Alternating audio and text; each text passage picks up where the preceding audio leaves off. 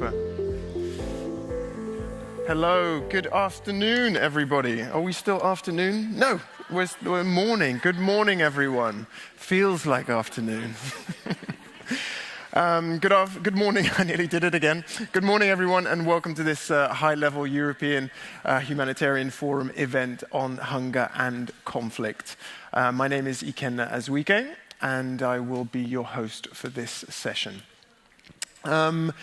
As you might guess from the title, this session is of course devoted to exploring the relationship between hunger and conflict and what we can do in very concrete, very practical terms to prevent food insecurity, malnutrition, increasing the likelihood of violent conflict, and I suppose vice versa. And ensuring that starvation is never able to be used as a weapon of war. To help us figure that out, I have, thankfully, lots of expert panelists who join me here on stage. They are, for a start, Cécile Duflot. Cécile, welcome. Cécile is the Executive Director with Oxfam France. She'll be responding in French. I will be doing everything in English because my French is just not up to scratch. Next we have Ute Klamert. Ute, welcome. Ute is the Assistant Executive Director for Partnerships and Advocacy with the World Food Programme. We have Charles Goerens. Charles, welcome. Member of the European Parliament. Beatrice Eluaka is not here. Vincent Stelly. Vincent, you are joining us. Thank you. Operations Director at Action Against Hunger and a Voice board member, and one of my country people. I've been living in the Netherlands for the last 16 years. Mariette Schuurman, who's the Director of the Department of Stability and Humanitarian Aid at the Dutch Ministry of Foreign Affairs. And we will also, of course, be having interventions from the floor, and I will introduce those people at the moment of their intervention. And of course, we have all of you watching at home and also here in the room. Please, as has happened in the previous sessions, do be active on Slido. Send us your questions. Log in, send us your questions, and make your contributions as provocative as you want, as constructive, but let's all ensure we are very solutions focused. This isn't just a podium to have a monologue for 5 minutes. Let's really have some engaging conversation. Last housekeeping things, for those connecting remotely, please use your camera and put yourself on mute. And the hashtag for this event is the European Humanitarian Forum. So I hope any of you Twitterers are active today. Before we start with our panel discussion, I'd like to introduce a very special person, a young woman who is telling a story that reminds us about the human impact of all the discussions that we are having. She is a South Sudanese youth representative. She's just 16 years old. Her name is Harriet, and she is based at the refugee community at the Bidibidi settlement in Uganda. Harriet, you're online. I can see you. Thank you for joining us. Thank you, too. Please go ahead. Okay, thank you for giving me this opportunity. Good morning, good evening, good afternoon, ladies and gentlemen. So as you have heard, my name is Harriet. I'm so glad to see you people and to share with you my story. I'm 16 years old. I'm a South Sudanese. But currently, I live in Uganda. I live in Uganda with my parents and my relatives. Before the conflict, when I was in South Sudan, we stayed with my parents, and we used to live near my school. So my father used to provide for us everything that we need, and as possible as he can do. So the time when we arrived to Uganda, unfortunately in 2016, there was a conflict. So our home area is no longer safe and we had to leave. We started migrating out of that place. So we had to look for a safe place. And at that time, all people in our area are also migrating out of that place. So they were looking for better places. And at that time, we were sleeping in the bush. We were drinking water, even water which is even dirty. We are drinking such kind of things. And there was no food for us to eat there. We had to eat some people's food that was left also by people who also live their place like us. So we slept there in the bush and we started our journey the second day. We walked for around 5 days in the bush. So the other day we reached a certain big church near the border of Uganda, that is Don Bosco in Morobu. So we reached that church and we find also people who are also like that, like us in that place, who are also chased like us. So we slept in that church and we slept with nothing. There was no place for us to eat. There was no food for us to eat. So those people there together. And the other day, then we started also our journey. So we also moved. There was many challenges. Some people end up crying on the way. Even my legs swelled, but my mom could just carry me on her back. So that thing really, people were just even miserable. Some people were just ending up, even some people died on the way when we were coming because of hunger, even young children. Some mothers deliver their children on the way when we are in the journey. And sometimes the children end up dying on the way because there was no things, even there was no proper place for the child. Sometimes the rain will wash you there in the bush. So the other day we also reached a border. There they also welcomed us, the partners. They welcomed us in the border. So they registered our names. They gave us the first food that I received and that I enjoyed in Uganda, that is biscuit. So at that time I was 10 years old. I really enjoyed that biscuit. I was so happy with it. I ate mine for 2 days, my biscuit. I enjoyed that biscuit. And also they provide us a special bus. So I also enjoyed the bus. We came up to Bidibidi. So there in our village, in the community in Bidibidi, most of the people depend on the food that they received from World Vision. So they also eat one type of food in the village. Even sometimes they sell the food, they buy basic needs. So my father, he is poor, so he don't have money to pay our school fees. So we are working in the school, we are studying in the school of the refugees. So we are just studying there with even the children. We are many. People were many in the class. You will not understand the teacher. Sometimes even the teacher will not know your name. Even you could feel even fear to talk with the teacher. So people were just congested in the village. Some people were just fighting because of misunderstandings in the village. So at that time, we also stayed, we stayed as a normal life then. We are used to now. So people could just try hard so that they will dig, but there is no land for them to dig.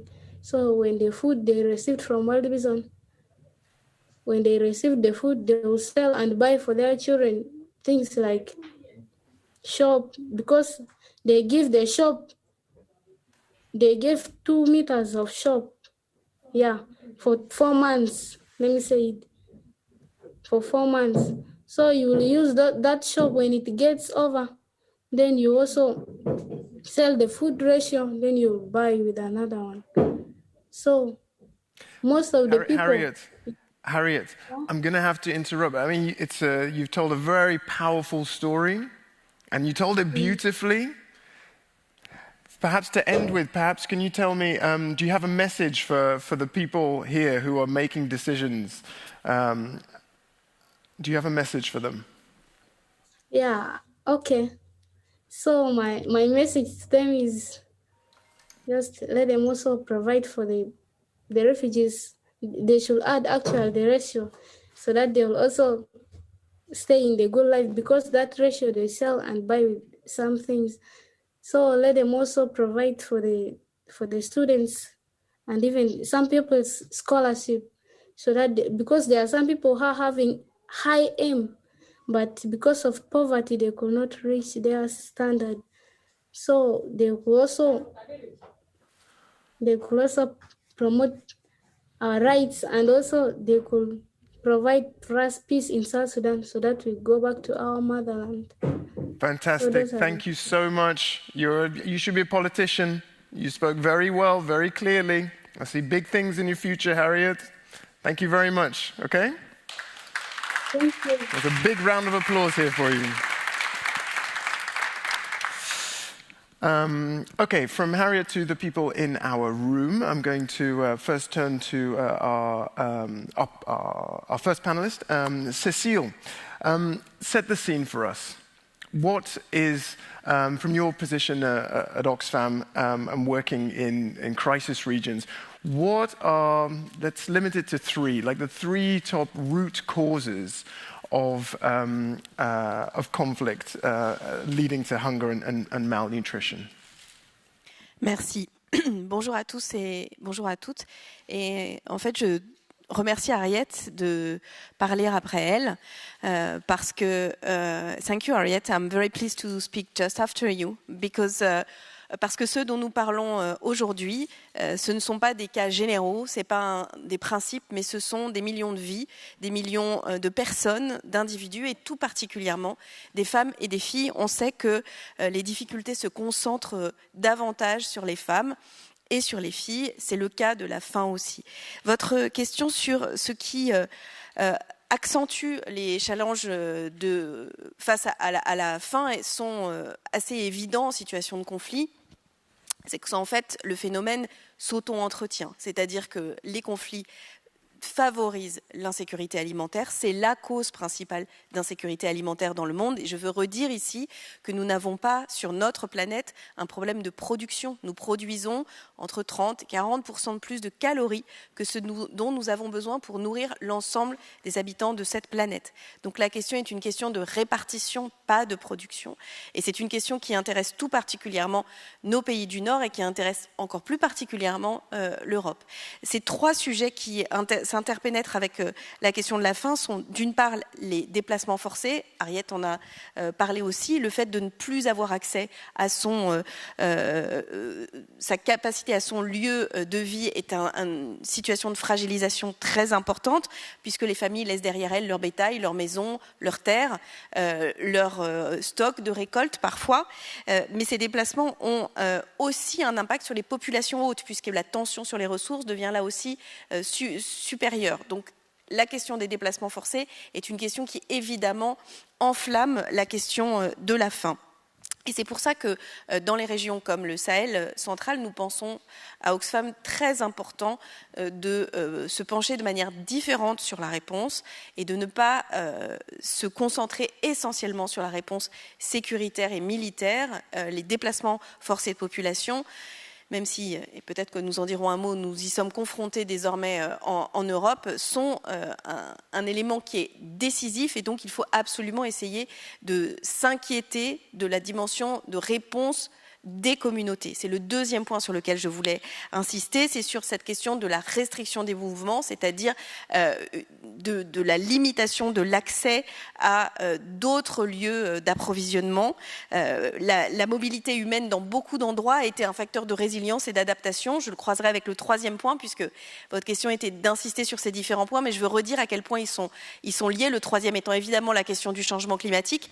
Mais bien sûr que le fait que les populations soient restreintes dans leurs déplacements les empêche de pouvoir accéder à des lieux où ils peuvent cultiver, comme les champs, comme les zones pastorales ou même les marchés. C'est-à-dire qu'aujourd'hui, il y a des populations qui sont limitées dans des zones où leur accès à l'alimentation est tout simplement rendu impossible et leur accès à des moyens de subsistance ne dépend plus que de l'aide humanitaire dans un certain nombre de cas, avec des limites qu'on pourrait aussi interroger sur les modalités de distribution de cette aide. Mais on a aussi un problème de transport des marchandises à destination des marchés, avec des situations comme par exemple la route principale entre Bangui et le Cameroun. 80% des marchandises importées y circulent, qui a été fermée en raison des attentats et de la situation sécuritaire et qui a créé des ruptures d'approvisionnement sans précédent, c'est-à-dire des situations qui ne faisaient pas face à des difficultés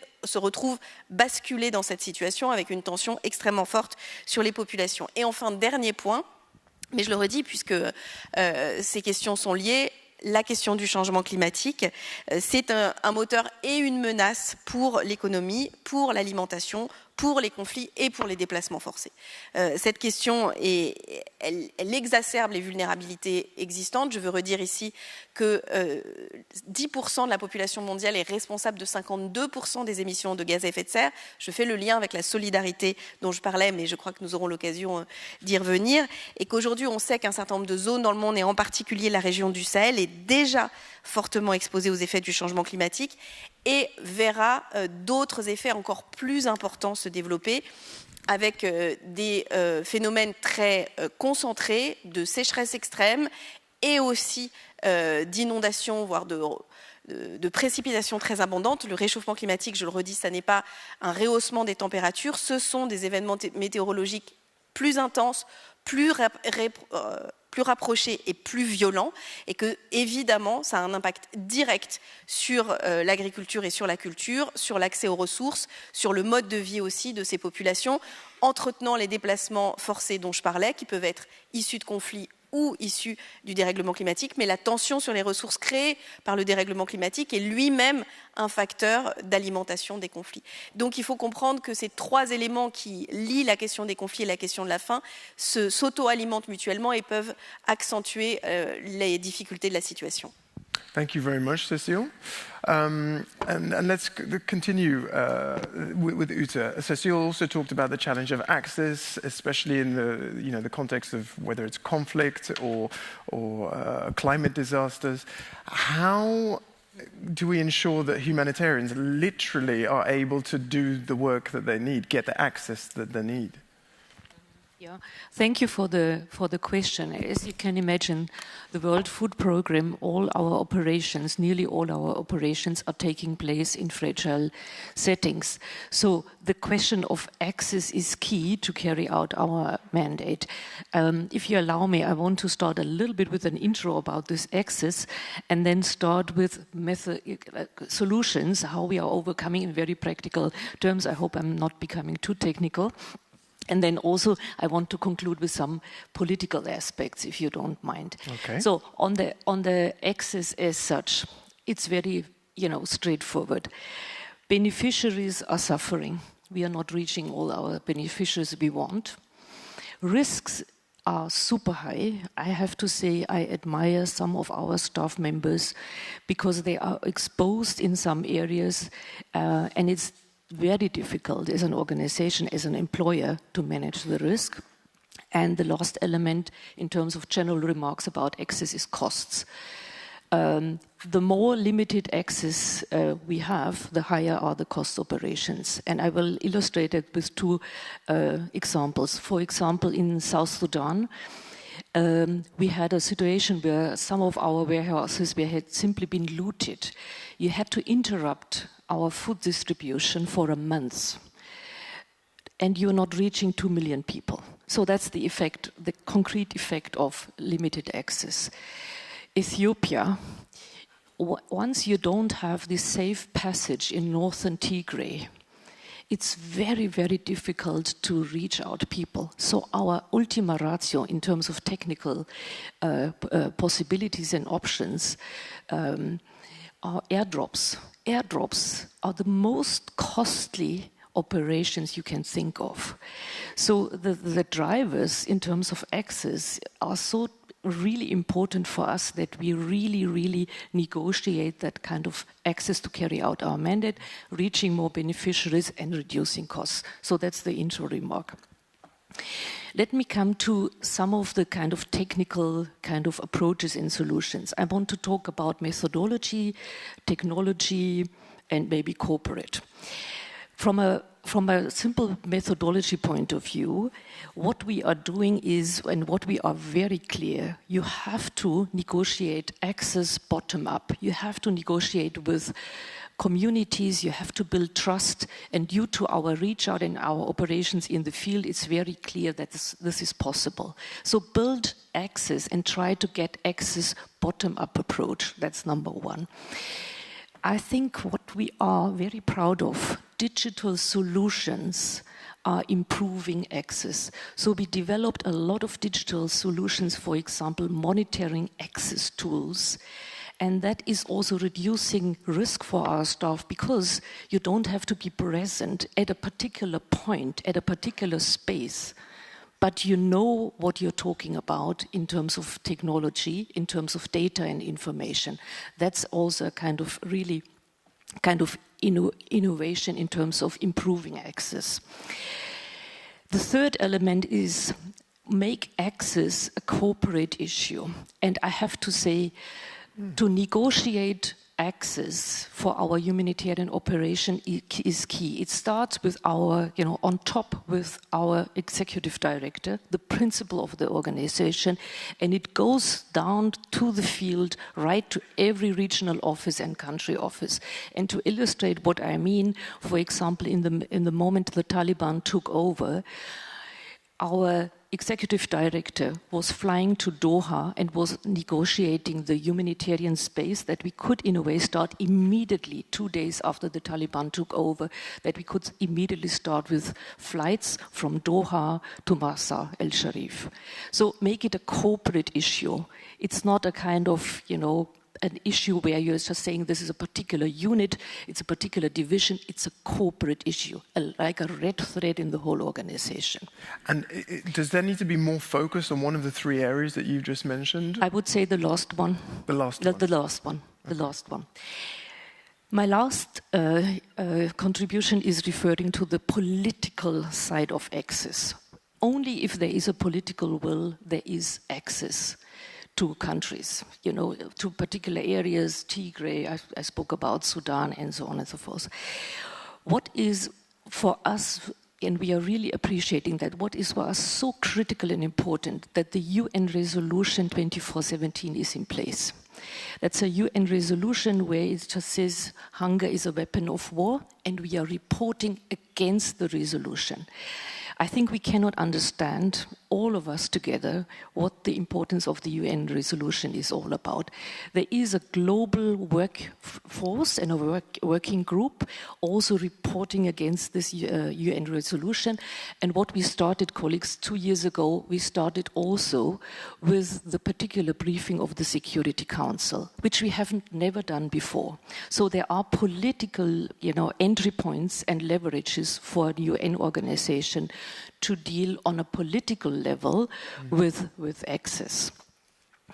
Lastly, I wanted to mention our Nobel Peace Prize. The Nobel Peace Prize we got last year was like a booster in the whole organization and really encouraging us to ask us from a conceptual point of view, how can we contribute to peace? We are not a peace actor, but that was a huge encouragement to talk and think through this kind of contribution to peace. And peace is an enabler and also, really extending the access in fragile settings. I want to end with a very positive example. I know I'm over time, but I thought, just to end on a positive note. Due to the kind of negotiation with the Security Council, it was possible in Syria for the first time in 7 years that we could carry out cross-border and cross-line operations. And you have no idea how proud we are that in 7 years, it was not possible, but all of a sudden it's possible that we are reaching 50 locations with kind of convoys, and you can watch in the whole organization. We are watching the kind of progress the convoys are doing. So you get this kind of news as a normal staff member saying, hello, yes, we are getting there. So again, that's the corporate issue. It's positive for sure, but it did take 7 years to get to that point. Let me go to Cécile. I mean, assuming we don't want to have to wait 7 years to create the kind of access that will deliver and amplify results in terms of humanitarian access, what should we be prioritizing to speed up the situation?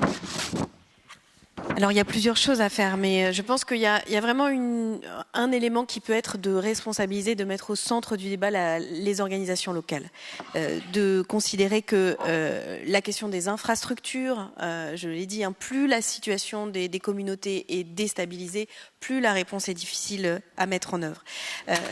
Et j'ai évoqué cette question de la réponse globale, de la réponse internationale, et notamment dans la région du Sahel, vous avez compris, la situation nous semble très fragile, et encore plus depuis ces derniers mois, et qu'il faut avoir une réponse de protection beaucoup plus large qui met la société locale au centre des acteurs. Il y a des expériences qui sont des expériences positives, y compris en termes de redevabilité, et qui permettent, par la création de cette relation de confiance, d'avoir aussi un meilleur accès aux populations locales dans la durée. Mais bien sûr, et je m'en voudrais de ne pas le dire ici dans ce panel et devant vous tous, avant de parler de faciliter l'accès, il faut qu'on ait les moyens de fournir ce qui est nécessaire. Et chacun le sait ici, nous sommes préoccupés par l'absence de manque d'engagement financier, notamment pour le Yémen, où seulement 30% des fonds ont été engagés par la conférence des donateurs.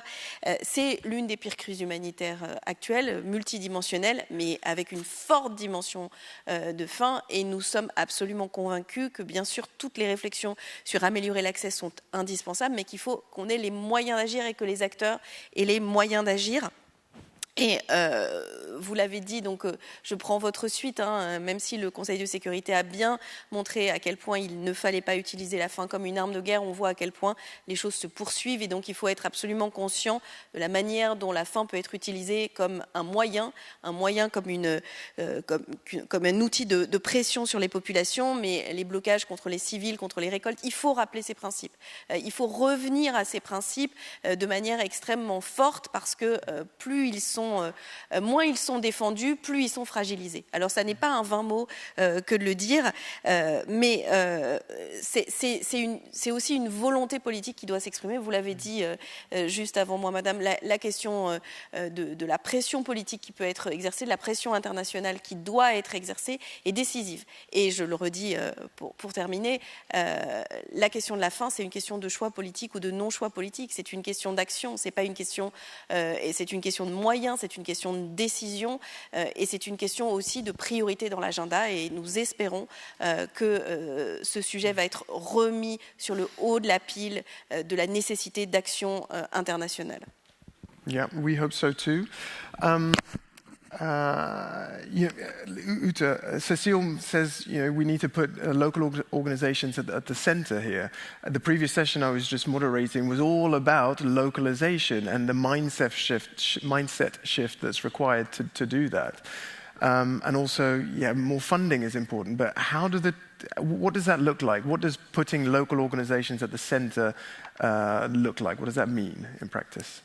Yeah, in practice, and I'm happy that you raised that, localization is actually absolutely in the center of our approach. Because, as I said, if you want to negotiate access, you have to have the knowledge, from the field. You have to have the knowledge from a particular village.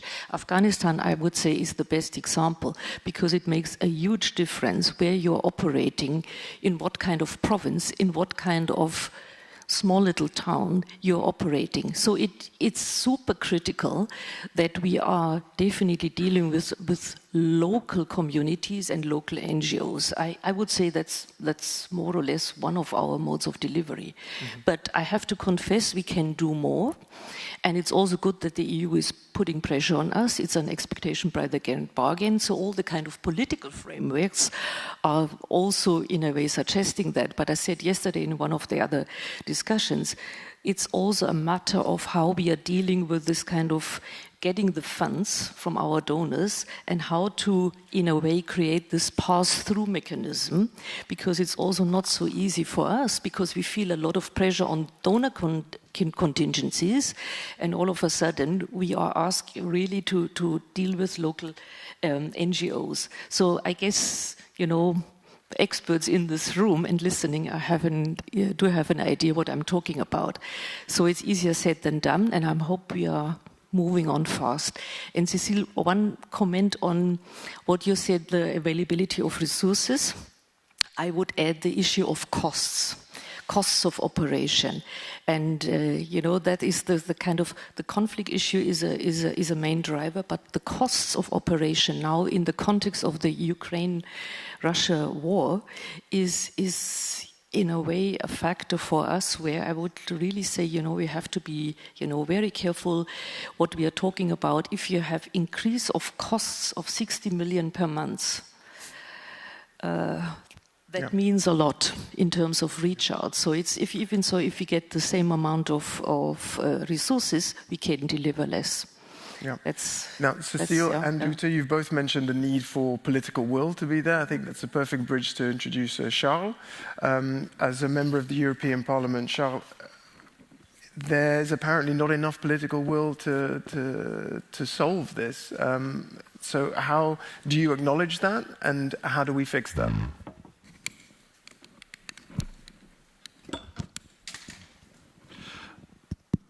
Non, il n'y a pas un manque de volonté politique. Je crois que la volonté politique est réelle, du moins au niveau du Parlement européen. J'ai été co-rapporteur du NDICI Global Europe, qui invite la Commission à multiplier ses planifications dans ce domaine, à ouvrir des partenariats nouveaux, à faire preuve de créativité.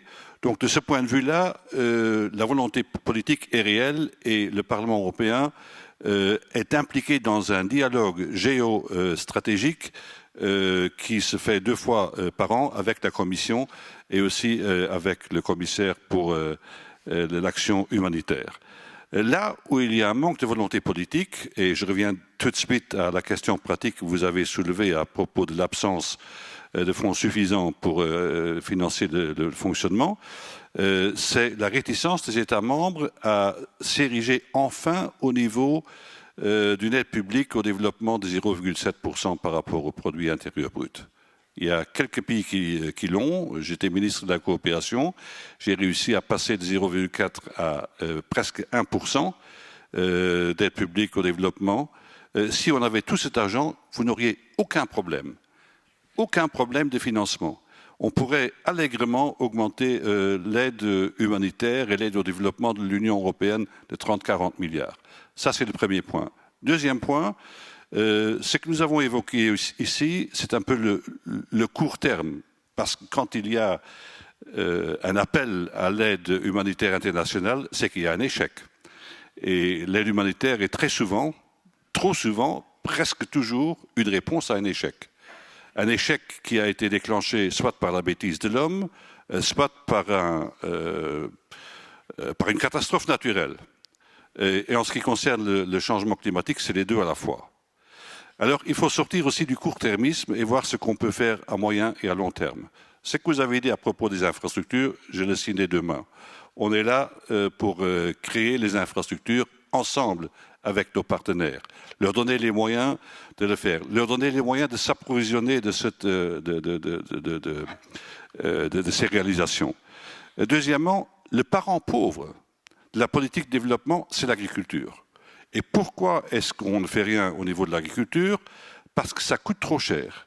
Il n'y a personne dans les pays en développement qui est prêt à donner à accorder des emprunts aux agriculteurs parce que ces emprunts se remboursent sur une longue durée.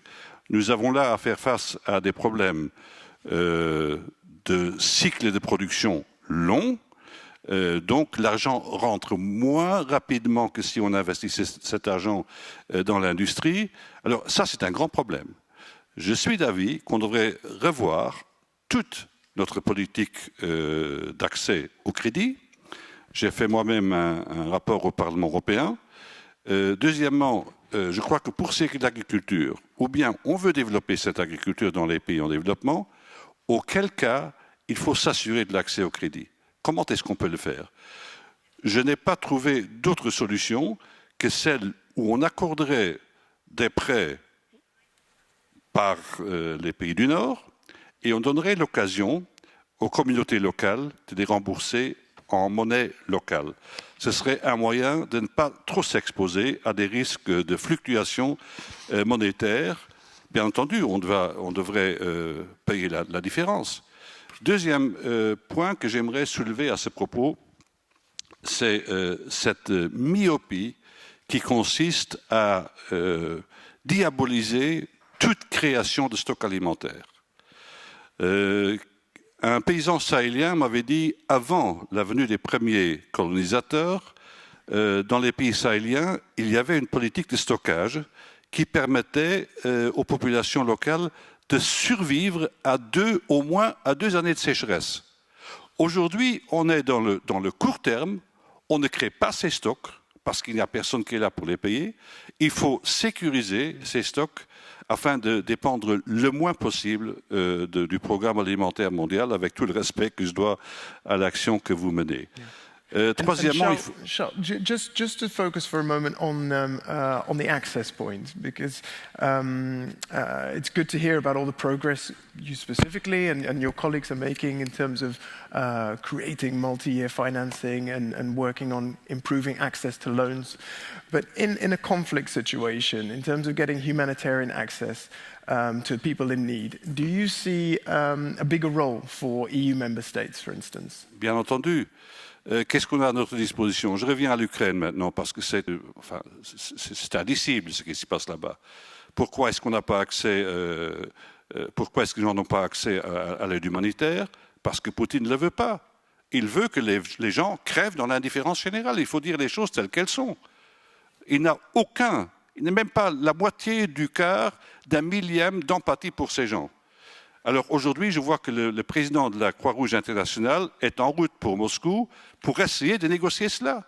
Donc si on ne veut pas entrer en guerre, si les populations locales n'arrivent pas à sécuriser eux-mêmes ces voies d'accès, il faut bien entendu que la diplomatie se déchaîne pour arriver à faire affluer les soins nécessaires. Donc là, nous sommes devant cet échec. Un double échec, premièrement parce que cet échec aurait pu être évité par un comportement tout à fait normal au niveau de la communauté internationale.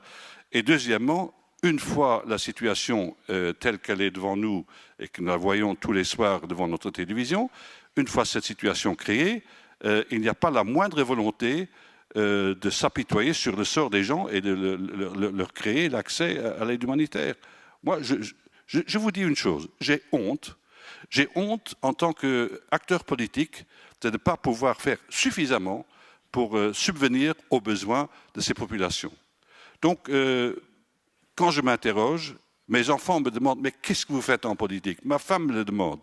Qu'est-ce qu'il faut faire? Lorsque je leur dis « qu'est-ce qu'il faut faire ?» ils me disent « il faut faire davantage ». Oui, on est dans cette logique.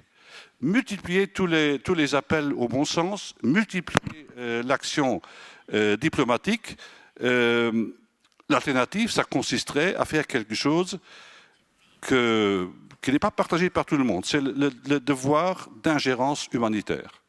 J'ai beaucoup travaillé avec Bernard Kouchner, qui était un adepte de cela. J'ai peu d'arguments à lui opposer, mais je sais aussi que beaucoup d'humanitaires me disent, écoutez, notre façon d'agir est mieux protégée à long terme si nous pouvons agir dans l'impartialité, dans la neutralité. Et j'étais moi-même aussi, en même temps que ministre de la Coopération et Développement, ministre de la Défense. J'ai pu faire la différence entre l'action humanitaire acheminée par des gens en uniforme et l'action humanitaire réalisée sur place par des gens sans uniforme. À long terme, ceux qui disent « protégeons les acteurs humanitaires, respectons leur impartialité, parce que c'est aussi en même temps une meilleure protection à moindre frais pour leur sécurité. » Mais je sais que par les temps qui courent, il est extrêmement difficile. Vous avez des régions où on allait encore se déplacer librement il y a une dizaine d'années. où on ne va plus aujourd'hui. Alors, il faut être pragmatique et dire, s'il n'y a pas d'autre moyen, il faut aussi faire en sorte que les personnes soient protégées par des gens en uniforme, le cas échéant. Okay, thank you very much for your very personal sentiments there, Charles. I think they're probably shared by many in the room. I would like to take some questions from all of you at home and someone here sitting in the front row. Dominic Crawley, the Emergency Director of Concern Worldwide and the Voice President. Dominic, are you? Yes, there you are. Will Dominic be coming on? Yeah, you may come onto this stage. Oh, no, you can come onto the stage, Dominic. Yes. Well, oh, you have a mic there as well if you want. Okay. Stand halfway. Go ahead. In the bright lights. Good morning, everybody. My question is actually a very specific one, and it's for Mariette. So my apologies in advance. So a key element of the forum over the last couple of days has been the focus on the need for political action and delivering on existing commitments. We're not looking for new or different commitments, but for honouring the ones that are already in place.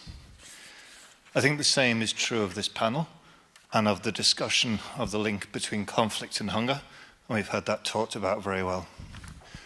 So apologies for a slightly technical digression, but the December 2019 amendment proposed by the Swiss government of Article 8 of the Rome Statute of the ICC extended the application of starvation as a war crime to national conflicts or non-international conflicts. This brought the ICC definition into congruence, into agreement with the UN Security Council Resolution 2417. So the Netherlands set a great example. They were the first European member state to sign up to the amendment. There are only 7 other countries that have signed up to the amendment. So my questions, I'm going to be bold now and ask 3 questions of you. How has the ratification of this amendment influenced the policies that the Netherlands are following in relation to trying to confront the impunity which propels the continued use of starvation as a weapon of war? What do you think other EU member states need to do to be better prepared to take on a more active role in preventing and responding to conflict-driven hunger crises or the deliberate use of starvation as a weapon of war? And looking more broadly and more currently in relation to the Ukraine, Ukraine has been described as the breadbasket of Europe. We know the huge reliance that WFP has on buying the food that they deliver from the Ukraine and the impact. I think you were saying 60 million a month now is the impact on inflationary prices. But the fields are being mined. The seeds and agricultural equipment is being systematically destroyed. Farmers are being prevented from planting crops and from harvesting crops. These actions will create widespread hunger, both in Ukraine, but also globally in terms of price rises. What action can be taken if people in Ukraine, if farmers in Ukraine are not allowed to plant safely and to harvest their crops in time? So nice, easy ones, but I'll stop there. Thank you very much, Dominic. Mariette, what impact has it had? Yeah, so signing up to the amendment. You can just to check, I'll combine it maybe with a bit of explanation on 2417, and that I think includes some of the answers to the question that Dominic raised. It's no coincidence that we were the first to ratify the Rome Statute amendment, because we also feel we were at the origin of one of the drivers of Resolution 2417 on conflict and hunger when we were a member of Security Council in 2018. And that endeavor came from an understanding that for a long time since, let's say, Aid for Africa, those who are my age remember, the younger ones don't, sorry. Since Aid for Africa, we thought that actually famine was on the decline. And that indeed we would live a world with zero hunger. And then from 2014, basically, we've seen the trend reverse and a rise in famine, and it was all man-made.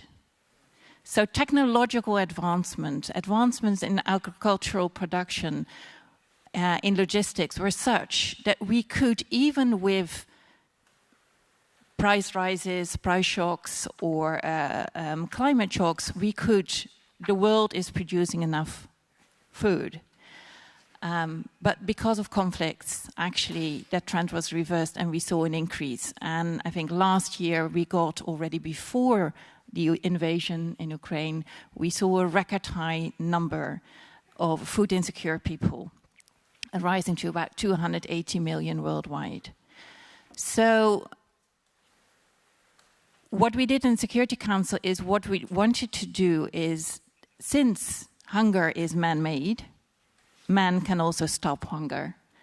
And to have a codification, set a new norm, which indeed makes famine crimes forbidden and punishable in all armed conflict. Not only in interstate conflict, which it already is in international humanitarian law, but also in intrastate armed conflict. And I think there's, now if you have, talking about ending hunger, it's three things we can, or maybe two things we do. First action is to do better on prevention and resilience, and some have already discussed that. We do that as the Netherlands, working with, for instance, FAO in fragile settings like Sudan and South Sudan and Somalia, to basically strengthen local resilience and strengthen local markets and local agricultural productions in very sensitive areas. Another example is the Zero Hunger Lab that we fund, that works with WFP in order to increase the efficiency, based on data and science, the efficiency of food assistance, basically.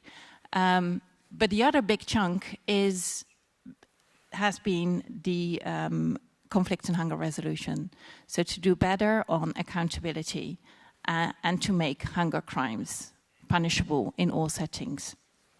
And there's three priorities there. The first priority is to monitor and report. So we do support fact-finding in Syria, in Yemen, but it's also good, we've now seen a commission of inquiry in Ukraine, to monitor and report war crimes that actually endanger food security, not only in Ukraine, but also worldwide. I come back to that. Actually, the Secretary General of the UN has, and Ute referred to that, has now the mandate to, because of the resolution, to independently report and do early warning in the Security Council when they see the impact of conflict on food security. So it's another endeavor that we'll have to pursue. The second is to foster compliance to international humanitarian law. So, the second is, to call out on perpetrators. So, to basically say, through the reporting, you're being watched, we're watching you. And the court of public opinion may actually be much more effective to raise the cost of war crimes than the eventual legal procedures. And the last one is accountability. So, through, we work with the Global Rights Compliance, we work now also with ICC. It's good to see that they started investigations to specifically look in Ukraine to the specific acts, destruction of objects necessary for survival, to indispensable for survival, the blocking of humanitarian aid, the attacks on humanitarian workers and health workers, to basically investigate into those kind of crimes that are punishable. So accountability, and all of that together is to raise the cost, so that the costs of war crimes should outweigh the benefits. And that's, I think, to do basically ultimately is a prevention measure as well. It's not only an accountability, but it should be a strong deterrent to refrain from these actions because the world is watching and ultimately it will be punished. Yeah. Now, on the specific questions, so we ratified, obviously we encourage everybody to ratify the amendment to the Rome Statute, so that also for the ICC, also intrastate conflict, let's say famine crimes can be investigated, prosecuted, but let's be clear, the invasion of Ukraine is already punishable.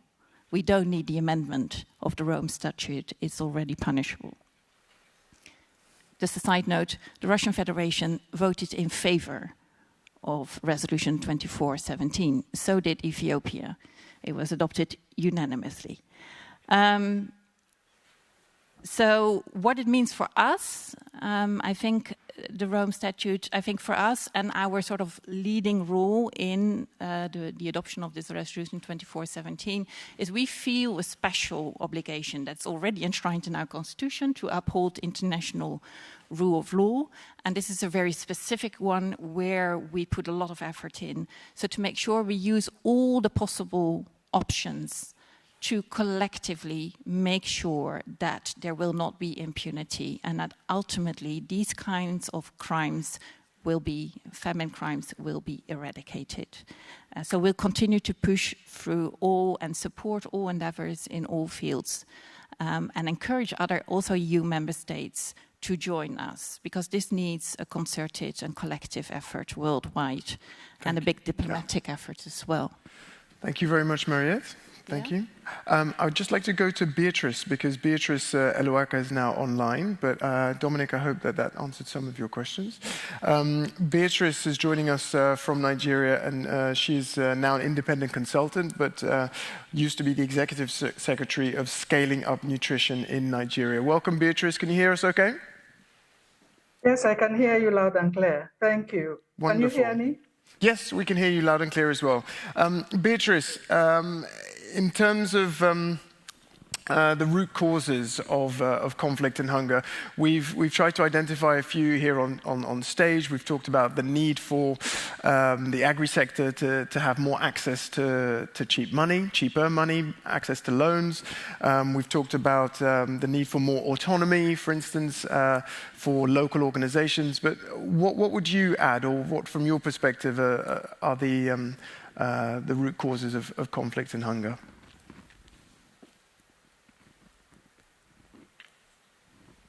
Can you hear us? You're standing very still. I fear you may be frozen. Oh, it looks like we may have lost Beatrice temporarily, but we can always come back to... Oh, you're back with us, Beatrice. Did you hear my question okay? I didn't hear the question. The network is fluctuating right here. Can you please repeat the question? I hope no problem. You sound super crystal clear now. What would you say are the root causes of the relationship between conflict and hunger? Why is there such a... Yes. Yeah, go ahead. For us in Nigeria, I would start by saying that one of the causes are encapsulated in bad governance is an issue, but that has gone on for too long.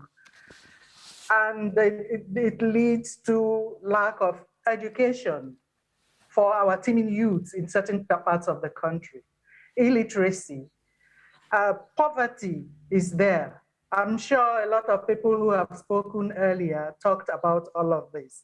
We have religious intolerance and extremism, and that is what has caused the problem that we are facing in the Northeast. Climate change also fueling herders, farmers' conflict. People go about grazing, their cows and their herds and so on people's farmland. And this creates a lot of conflict and so on. So these are the major causes of conflict that we see leading to hunger. And these conflicts also lead to the displacement of people. So we have a lot of people who have been displaced from their homes. They have no source of livelihood anymore, either through farming or whatever they were doing to raise funds to take care of their families and so on. No means of livelihood. And so these people are now in IDP camps. And then having access to them becomes a challenge sometimes when the conflicts are there. But then we have tried to address this through using NGOs that are on ground, localization, as people have said. And that is yielding a lot of positive responses. So you're optimistic about the future? Nothing more needs to be done? We're on the right track? Or what further? Okay. A lot more needs to be done. And it needs to start with our government. We need to start putting our money where our mouth is. Commitment is very, very important. We have started on a good note with support from the humanitarian organizations and the INGOs in Nigeria. We have developed plans of action to address these issues. We have also created commissions in the Northeast to handle the humanitarian community. And now we have a full-fledged Ministry of Humanitarian Affairs and what is it called? Disaster management and so on. But that is not enough. Having plans is not enough. We need to begin to implement the plans. And this is where we need the full support of the humanitarian organizations. We are talking about money here. We are talking about capacity. And these are areas where we think that the humanitarian organizations can support us to improve access, to these people who need.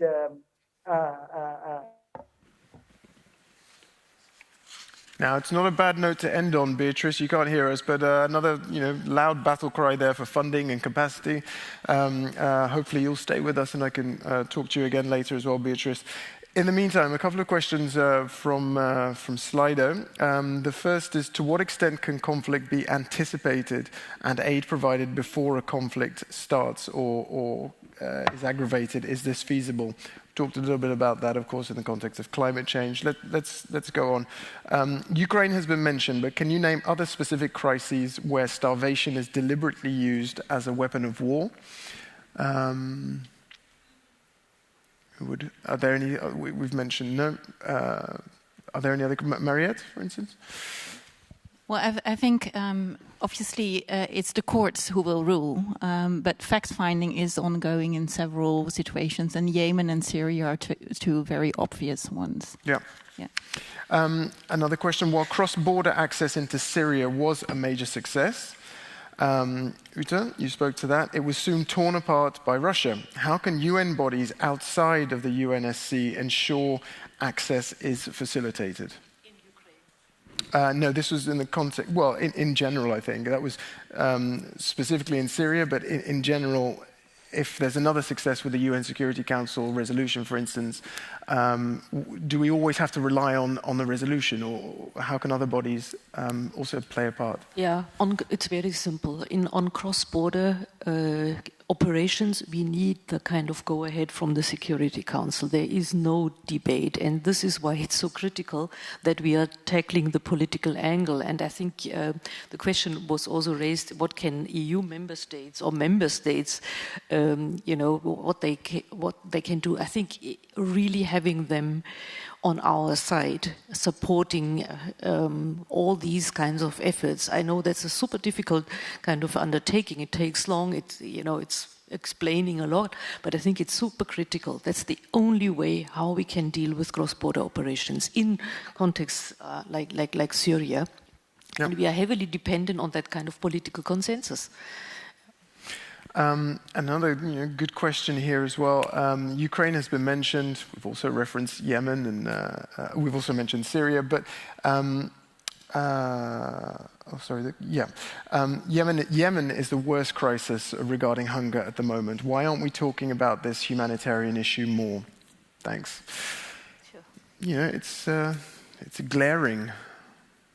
Cécile, would you like to speak to this? Je crois que ce qui se passe au Yémen, c'est un emmêlement de sujets géopolitiques compliqués, notamment dans la responsabilité du conflit et dans l'armement des parties prenantes. Donc on sait bien que c'est un sujet qui est pour nous très sensible. Oxfam est une organisation très engagée, notamment en France, contre un certain nombre de ventes d'armes françaises, dont on sait qu'elles alimentent le conflit et qu'elles sont utilisées contre les populations civiles. Mais il y a aussi, vous l'avez dit, Madame, une situation intérieure où la faim est probablement un des instruments de maintien du conflit et de pression sur les populations civiles, notamment pour conduire au départ de certaines populations. Pourquoi on regarde moins le Yémen ? C'est toujours un mystère, vous savez, quand on travaille dans une organisation humanitaire et qu'on voit la gravité de certaines crises, la difficulté. Nous avons eu l'occasion d'accueillir des femmes d'organisations locales qui prennent la peine de quitter leur pays pour expliquer, pour essayer de dire c'est parce que vous savez pas que vous n'agissez pas. Et parfois c'est désespérant de constater que nous savons et que nous agissons pourtant pas au niveau des besoins sur le terrain. Donc je pense qu'il faut en parler encore. C'est pour ça que j'en ai fait avant même que vous disiez qu'on en parlait moins et que peut-être c'est un espoir que je caresse aujourd'hui, c'est que la réalité et la proximité de la crise ukrainienne, son ampleur, sa capacité à nous interpeller parce que ces populations nous ressemblent davantage, parce qu'elles sont comme nous, parce qu'elles vivaient comme nous, peut-être ouvre les esprits à la nécessité d'une meilleure réponse et d'un abondement des financements. Je l'ai redit, hein, la réponse au Yémen aujourd'hui, elle est largement sous-financé. Donc, sans mésestimer toutes les autres difficultés, la responsabilité des donateurs, la responsabilité politique, alors c'est les 0,7%, vous avez raison, mais c'est aussi la capacité de tous se mobiliser pour s'attaquer à une crise qui est une crise qui dure et qui est une crise d'une violence extrême et dont les principales victimes sont, je le redis, les plus vulnérables, donc comme toujours, les femmes et les enfants. On sait que la situation des enfants au Yémen est particulièrement dramatique. Thank you very much, Cécile. There are more questions. I know, Uta, you'd love to chime in as well, but I would like to move on and bring Vincent into the conversation. And perhaps we can now talk about the concrete actions which can be implemented to help create the political will that we've talked about. Charles has already pointed out some examples of that political will being in place. But what do you think needs to be prioritized by the EU, by member states? Yes, thank you. We have been discussing this within Voice Network. Actually, all of the members are working in conflict-affected areas, like you mentioned as well. It's almost all of us, and it's regulating our daily work, the way we work, and how we can work. I think it's important, first of all, to reinforce the dialogue. We have been talking yesterday, for example, on the Ukraine crisis and how the European Union plays a role in having common positioning, common support. I think there's a lot of regional organizations and entities in Africa and others that can also play a higher role. Then we have the member states, of course, of the EU. I think the dialogue is important in the sense that the relations between conflicts affected, but also conflict-inducing countries or conflicts and different parties in a conflict, we need to have dialogue with them, both of them. But which dialogue do we need to prioritize? Which people organizations need to be locked in a room together and you throw away the key until they talk it out? Which conversations should we prioritize? Well, for example, what is happening now on having humanitarian access, humanitarian corridors in Ukraine. These type of issues should be discussed with both parties. But further of this, the resolution of conflicts and all of this, on a broader sense as well. And I think many of the member states, they have particular relations with some of these countries, and I think it should be seen as maybe an opportunity to engage in dialogue with these countries. then I think we also have, and this is a recommendation I think which is important, we have the COAFA already on European level. I think conflict and hunger should be a permanent point in the COAFA meetings, as it's affecting most of our actions actually. So I think it's an important point. Beyond that, I think we have been talking about the diplomacy efforts to have the access. I think priority actually is how can people like Harriet or the other affected population have access to the services. This should be central to all of that. Afterwards, of course, as organizations or the humanitarian sector, we also do have you also do need access, but priority are the people, and how can they have the access to the basic services, and especially thinking about what was mentioned before, it's primary women and children that are affected from conflicts, and I think it's important that we find solutions to that for them to have this access, and for us to be innovative and find ways to do that. Yeah, and did you have something else you wanted to say? I just wanted to go to Mariette, for instance, and perhaps you can elaborate on what are the challenges to creating these dialogues. You know, why are they not happening already?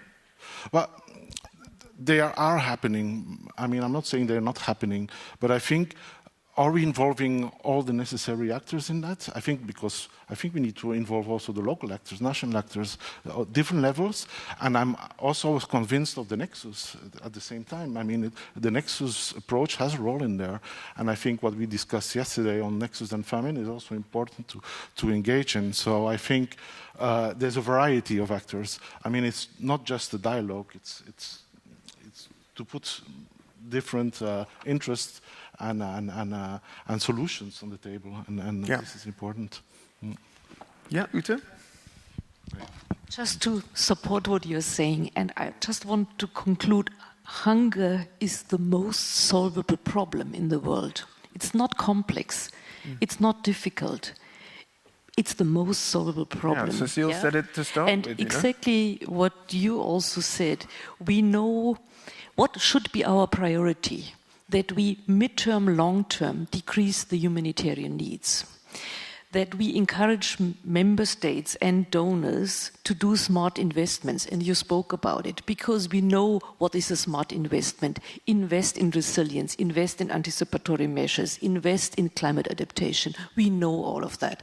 And someone was also asking about in terms of forecasts and all of that. We have so many data and information available as we never had before in the history of mankind. So we can take informed decision. It's just a matter of really taking that kind of priorities and what you're saying. Unfortunately, there are no linear kind of positive developments. It's this back and forth and back and forth. This is why one has to reiterate and restart the dialogue again and again. And this is why some of the issues are taking ages, like the 7 years, but yet you can find solutions. And I want to really add on with a positive notion. What you're doing as Netherlands, for example, take in some instances the political lead and the political kind of really going straight forward, saying that's the route to go, and you're convincing others. What the engagement of parliaments, just really trying to really put that kind of item on the agenda. We cannot thank you more than that. But on the other hand, hunger and food issues had been not the most attractive topic, let's be honest, over the last years. But we see when the development came to this kind of reverse, and all of a sudden we have these alarming figures. All of a sudden we are seeing that kind of risk for migration, and all of a sudden you see that kind of positive dynamic. So what could be done? Exactly what you said.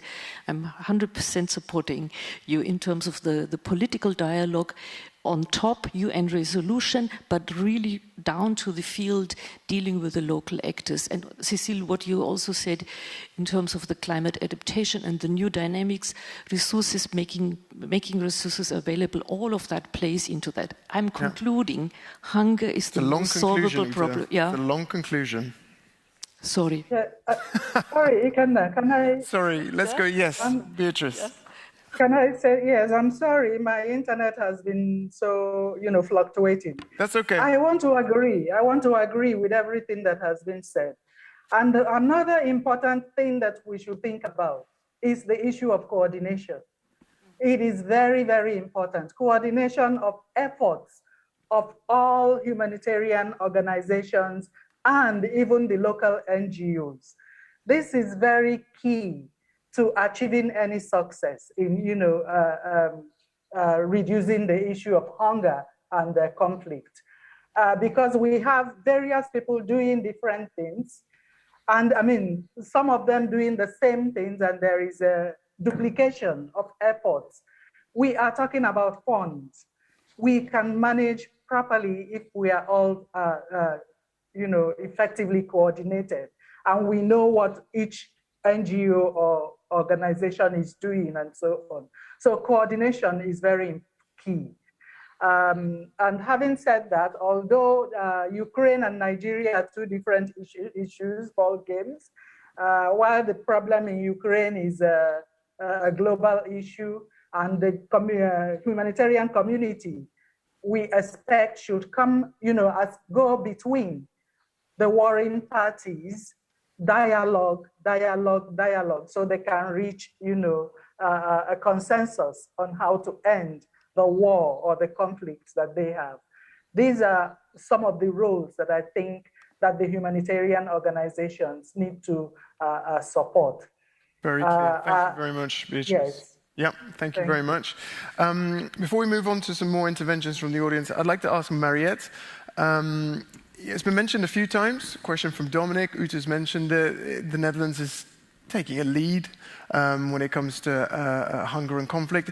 Is that something that's emerged? Was that a conscious choice? Is that something? Is there something peculiar to the Netherlands which could be replicated elsewhere? What is it? I think I have to be clear that it was not only the Netherlands, and it happened to be that coincidentally we just had 1 year in the Security Council. We had just 1 year to get to get some critical deliverables. We did it with Sweden, but also with other members of the Security Council at the time. But it was following up on a longer effort to support the UN to deliver as one, and to make sure that the humanitarian, the food organizations, if I may say so, plus the political organization in New York started to work together on a very specific issue that was already very clear in 2018, and that was indeed that food is preventable. It's man-made. Food insecurity and famine is preventable, man-made, and yet we were increasingly facing a famine worldwide, and that ever since has only accelerated.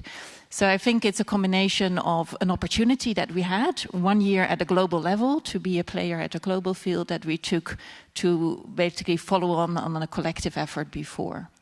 And I think to come back to the point of specific actions, as I said, I think the first is compliance to international humanitarian law. It was very good. We had a ministerial level around that last night. I think Europe, as a community of values, has a specific leadership role. And everything, when we want to see a change in the world, everything is around leadership and partnership, including coordination. So I think that is a very specific field where we have to do better in coordinating and coordinated action to safeguard and to save principled humanitarian action. And I always say free capitals. Mm-hmm. But Europe has a story to tell. And I think together we can make, and also with the lessons with a crisis on our own continent, we have maybe even more credibility to ourselves live up to the principles that will hopefully also have an impact on other crises in the world. And the other side is to do better on prevention and local resilience, as I said. Every euro invested in food security saves €3 in food assistance. Every euro invested in conflict prevention saves €16 in crisis response. So I think on the peace building and the structural, the medium and long-term efforts, we have to coordinate better and build on the local resilience that has been demonstrated to be there in the past years and do much more seriously and think through how we can foster that resilience and agencies of people in the most vulnerable circumstances much better, in a better coordinated way.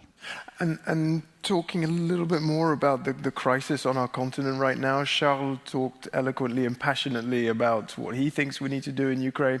When it comes down to the numbers, has an analysis already been done of just how many people in Ukraine could end up starving, or other regions of the world, maybe even more likely as a result of the war? I think there's a lot of numbers out there. I can't keep track of them, I must admit.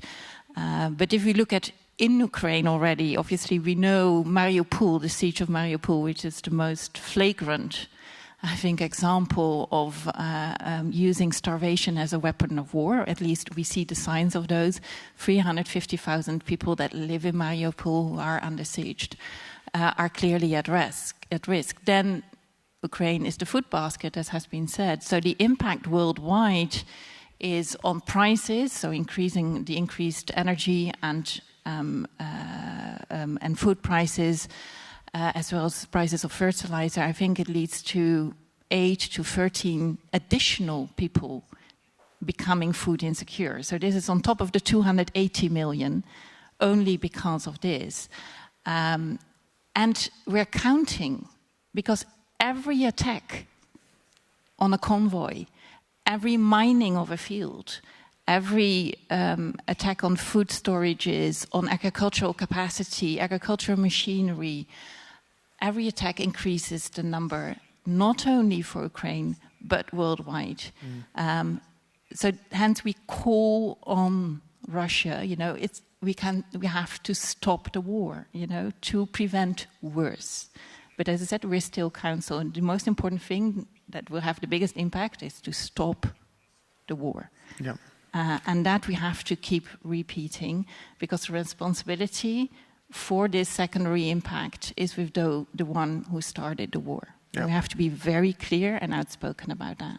Okay. Short response from Charles and Vincent, and then we'll go to the public, and then we'll go to some interventions from the floor. Oui, écoutez, l'Europe est en train de découvrir qu'elle existe et qu'elle doit exister. Aujourd'hui, des choses sont possibles qui étaient impensables il y a 4 semaines. Et je crois qu'on doit faire redécouvrir à la politique l'une de ses qualités essentielles. En politique, on est dans l'anticipation permanente. Or, au point de vue anticipation, pour ce qui se passe maintenant, on est nul. On savait depuis l'été dernier que les stocks alimentaires en Europe étaient pratiquement à zéro. On sait aujourd'hui que le blé dur est inexistant. Il n'y en a plus assez jusqu'à la prochaine récolte. Donc même en Europe, on n'arrive pas à faire la soudure. Alors on doit redécouvrir ça. On laisse la bourse décider de ce qui se fait sur les marchés. Moi-même, je suis agriculteur. Je dois essayer de vendre mes produits la récolte prochaine.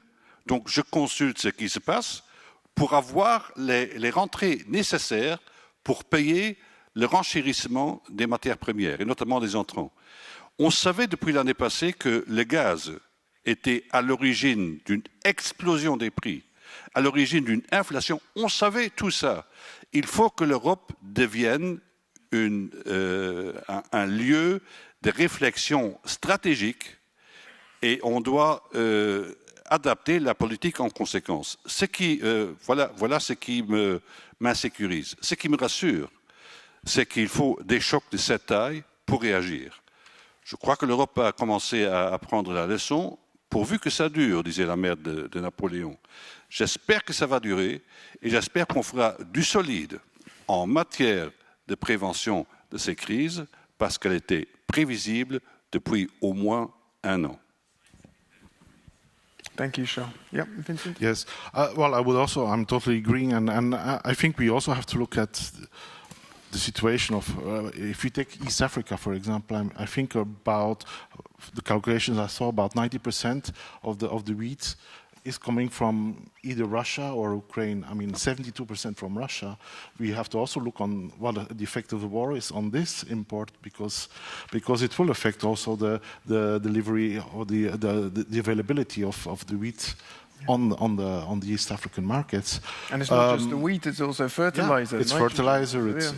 It's different products. So it's true that stocks are very important. Stocks are there to also regulate the prices and to enable the availability.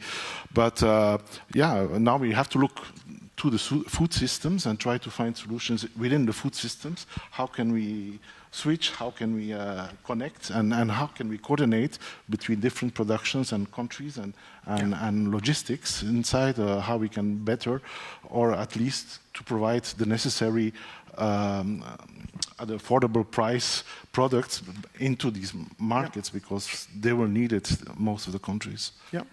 I know Cécile is desperate to say something, so I'm going to go to you, and then we really will go to the interventions from the floor. Cécile, go ahead. Juste un mot pour faire écho à ce que vous avez dit sur l'anticipation. On sait aujourd'hui que, je l'ai dit, le lien conflit-faim est évident. Le lien dérèglement climatique-faim, on le connaît aussi maintenant. On peut, et on ne l'anticipe pas suffisamment. Clairement, alors là, pour le coup, le dernier rapport du GIEC est édifiant. Les informations sont publiques, elles sont sous nos yeux, et on voit bien qu'on attend probablement que la catastrophe soit vraiment effective, ce qui est problématique, parce que là, peut-être qu'on refera un panel dans le sens inverse. Comment la faim est source de conflit. On connaît l'histoire des révoltes frumentaires, on sait très bien dans notre histoire mondiale à quel point les émeutes de la faim sont irrépressibles, ont été des facteurs de déstabilisation. Je le disais, aujourd'hui, nous avons la capacité de nourrir l'ensemble des habitants de cette planète. Le dérèglement climatique met et risque de mettre en échec cette capacité de production et d'être l'alimentation des conflits. Donc si je dois faire la suite de votre intervention sur cette question de l'anticipation, et du bon périmètre pour le faire, l'Europe devrait l'être. Elle devrait l'être aussi en interrogeant son modèle agricole, en imaginant que aujourd'hui une grande partie de notre production, y compris de céréales, sert à l'alimentation du bétail en élevage intensif, et qu'il y a d'autres modèles qui sont possibles. Donc se poser la question dans le sens inverse, du moment où la faim risquera de devenir l'alimentation principale des conflits, est une anticipation nécessaire. Aujourd'hui, c'est même plus de l'anticipation, en fait, c'est quasiment de la prévention immédiate. Thank you very much. Okay, we're going to go we're going to have some interventions from the floor. There'll be 3 interventions. Each of the speakers will come up onto the stage, and we will start with the CEO of the Qatar charity, Mr. Yusuf bin Ahmed Al Kuwari.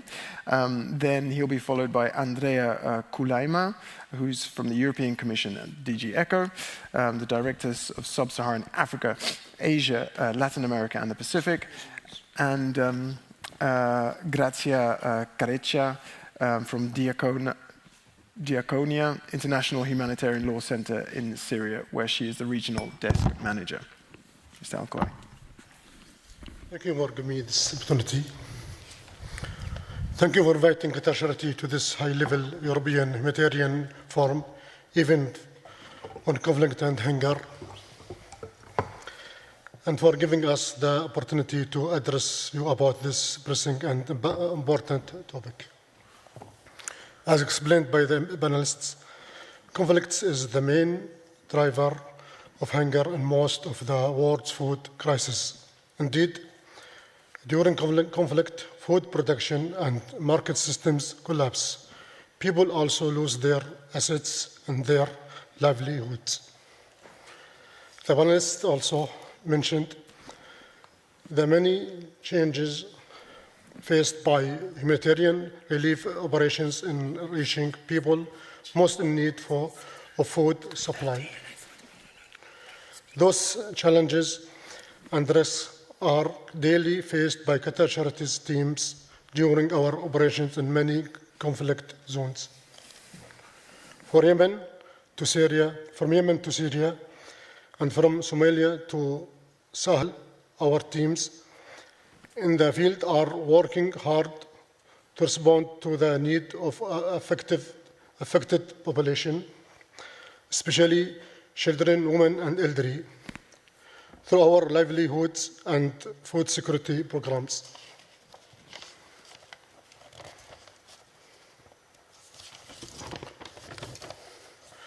But we know that short-term actions to respond to crisis are not enough. At Qatar Charity, we believe that long-term development investment is the key to breaking the circle of hunger and conflict. We deliver vocational training to needy members of the community in order to help create new livelihoods. We also provide farmers with the seeds, livestock, and equipment needed to earn a living and increase food production. In North Syria, we experimented with the installing food production systems from the economic crisis, where we implement $2 million wheat value chain project in partnership with OCHA. And therefore, we have implemented water projects that have reduced water-based tensions between tribes. In Somalia, we provided access to finance and training, which led to increased production and rural job opportunities, deterring young people from joining conflicts. Qatar Charity has more than 30 years of experience in delivering humanitarian aid, especially emergency food supply to conflict zones.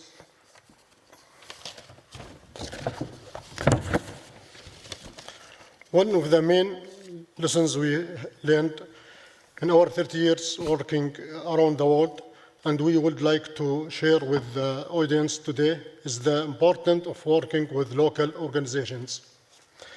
They have a better knowledge of the situation and are able to network effectively to establish the necessary trust to negotiate access to hard-to-reach areas. Today, Qatar Charity channels 30% of its funding directly to local organizations, in line with the commitment we made in 2016 during the World Humanitarian Summit. I would like to end my remarks by saying access to food is a human right, but too many times hunger is the silent killer in conflict. It is our duty to implement the rules of the international humanitarian law and protect access to food during armed conflicts. We stand ready to support the international community in assuring that in conflict, while peace solutions are being sought, people's right to food is protected. Thank you. Thank you very much.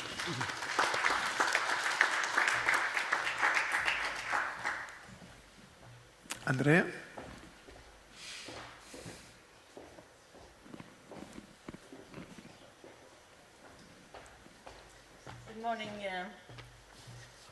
Good morning, Ikena. Good morning, colleagues. This is the second session we have on hunger. Yesterday, we focused on the imperative of Nexus to fight famine. And today, we have heard some very insightful reflections from all of you on hunger and conflict and the other way around. And clearly, both topics are related, and they will certainly feed DG ECHO and the EU's reflection on possible solutions to the challenges identified.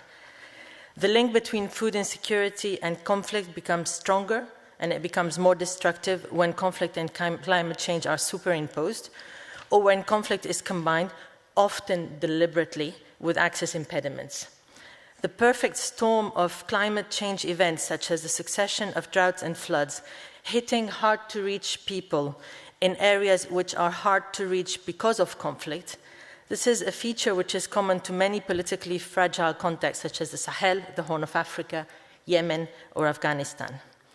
Ukraine has been in all our talks these 2 days due to the shocking war which is unfolding, but also due to its global impact.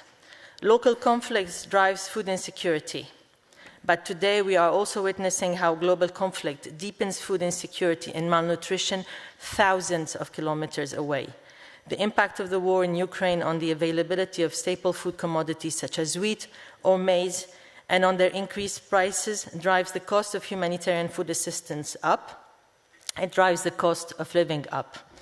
But it also drives up the cost of survival for those already hit by conflict and or climate change. And they drive that cost up beyond what they can afford. I was privileged last week to lead a joint mission of 8 donors to the Horn of Africa, particularly to Somalia, which highlighted the intersect of conflict and hunger. The geographic areas most affected by the drought are outside the reach of humanitarian actors and public services because of the conflict. Triple nexus in these areas is a prospect for the future, but unfortunately not yet a reality. And today, populations who have nothing left are displacing, and they are seeking means to survive, but they're not necessarily finding them. It is no coincidence that excess mortality concentrates on populations living in or fleeing conflict-ridden areas. In these locations, vaccination rates are abysmal. Populations regularly face blockades which limit the access of essential items, and the goods that make it through are simply not affordable for the majority of them. The increased gap between humanitarian needs and humanitarian means calls for A, durable political and development solutions so as to reduce the dependency on humanitarian assistance and to tackle the root causes of conflict and hunger. And B, it calls for enlarging the donor base. We cannot do it alone. In line with the institutional commitments made in the 2021 communication about the EU's humanitarian action, DG ECHO's action includes both support to principled humanitarian action and the engagement into dialogue, advocacy, and joint work to enlarge the donor bases. Principled, impartial, neutral, and independent humanitarian action is essential to enhance respect for IHL and to prevent hunger and preventable deaths. Principled humanitarian action also commands that we don't forget about existing crises when a new one emerges. And the scarcity of resources commands that we build alliances to address the growing gaps between needs and means, alliances amongst humanitarian donors and alliances across the triple nexus. In this respect, I would like to refer to the high-level event which the EU is co-organizing with the Sahel and West Africa Club and the Global Network Against Food Crisis on 6 April 2022. The aim is to mobilize international response to the food crisis in the Sahel and Lake Chad countries, which is a crisis which is unfolding in an environment marked by conflict and by political turmoil. And the objective of this meeting is to scale up external and immediate support to the response, but also to renew commitment on the resilience to food and nutrition crisis. To conclude, I would like to call upon all donors and organizations, both those with whom we usually interact and those with whom we are learning to interact. Joining efforts in the response to hunger and conflict crisis is essential to respond to the emergencies today, but also to strengthen resilience to food and nutrition crisis tomorrow. Thank you for your attention. Thank you very much, Andrea. And our final intervention from Grazia Careccia.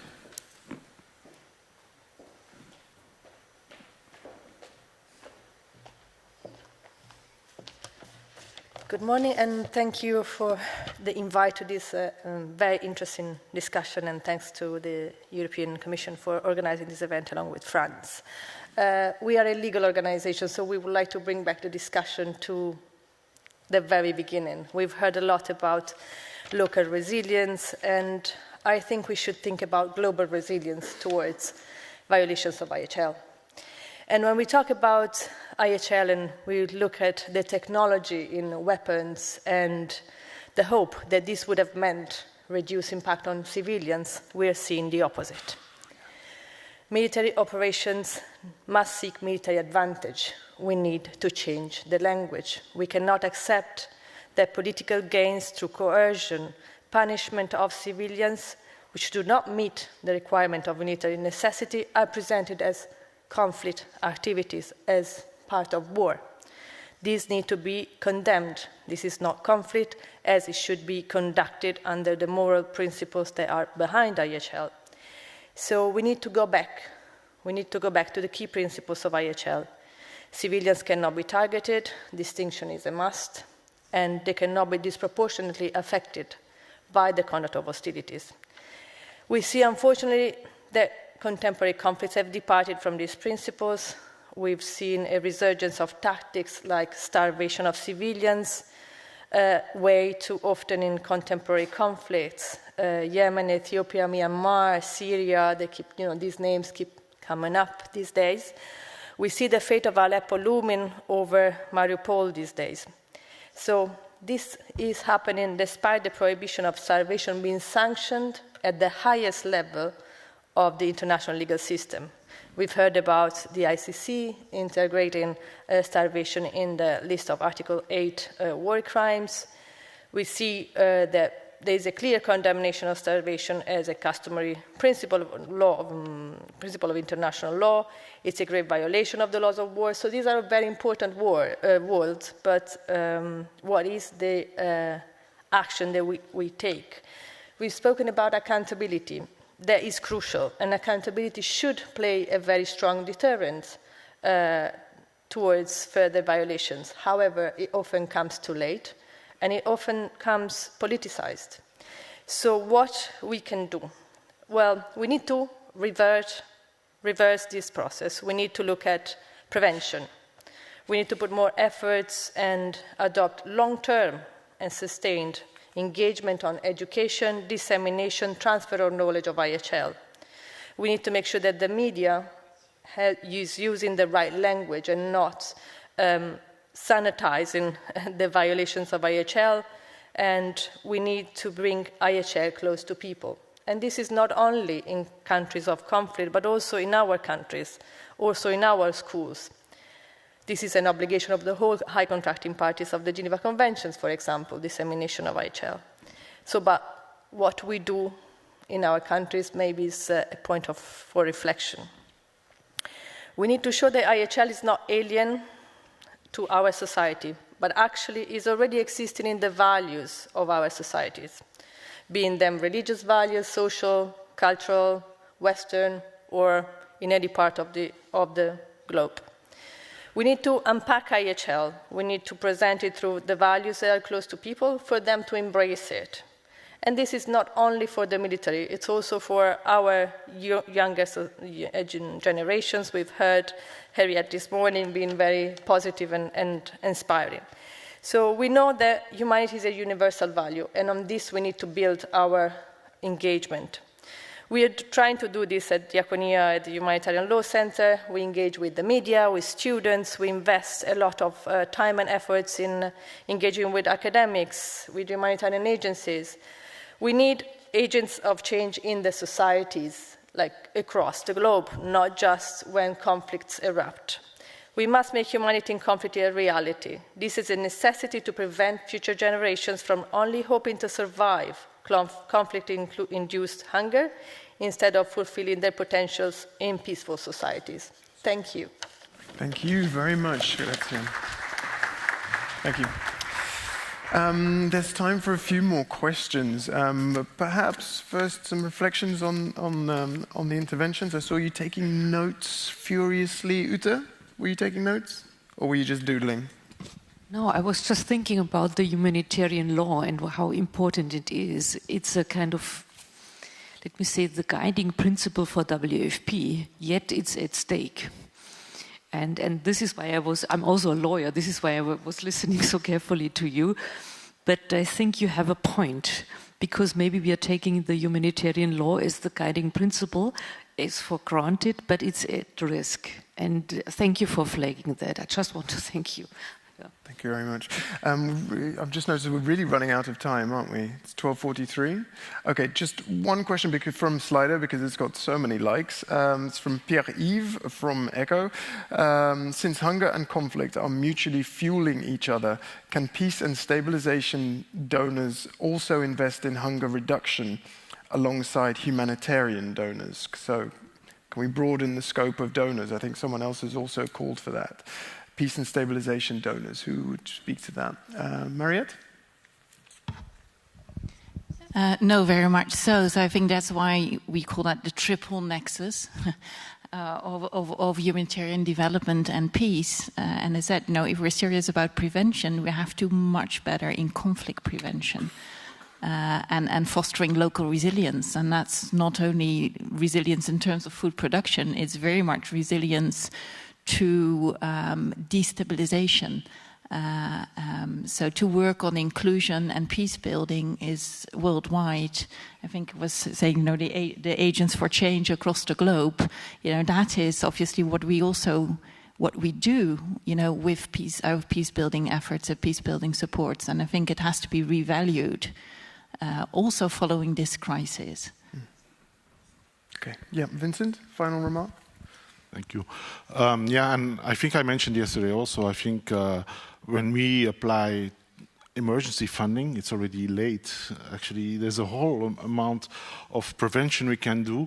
And yes, I mentioned dialogue, but there's also a lot of development funding that can be used for resilience, for prevention, for preparation even of a coming conflict. And I think sometimes the mechanism and the instruments, the financial instruments, might be quite long, very heavy to apply for tender procedures, all of this, or not always adaptable to a quick response, a quick response in terms of preparation or prevention. Mm-hmm. And I think we need to think how these mechanisms and calendars, because you have the donor calendars also that can influence, but how can all of this funding actually improve the common output, the common impact of what we want, actually. So we need to sit together and better align all these instruments and mechanisms, I think.